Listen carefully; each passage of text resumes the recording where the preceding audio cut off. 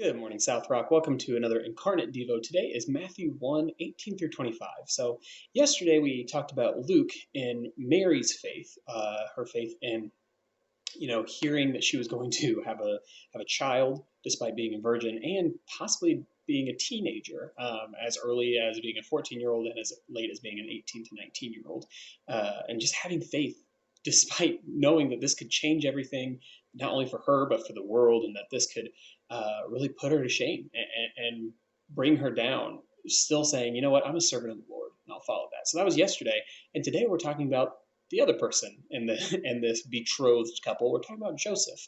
Matthew 1:18 through 25 is how he received the news. So he learns that Mary is going to have a child, and it says that Joseph was a just man, unwilling to put her to shame. So he wanted to divorce her quietly. So he hears that she potentially has been unfaithful.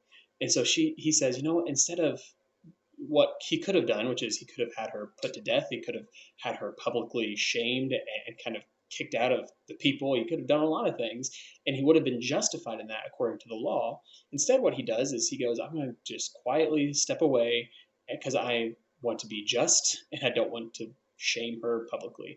And so he does this, and that's when an angel comes and says, don't do that. Stay with your wife because she's going to bear the Son of God.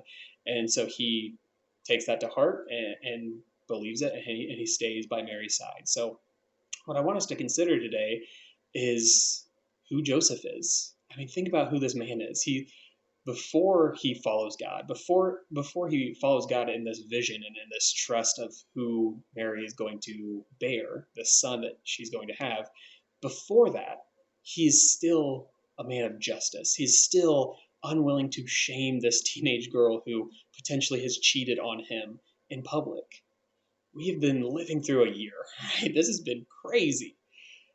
How many times have we seen people online or on TV or in person that have been just, or have been unwilling to shame someone in public, or have been unwilling to just be divisive on purpose, or yell about something or another? How many times have we seen that? Rare, it feels sometimes, especially.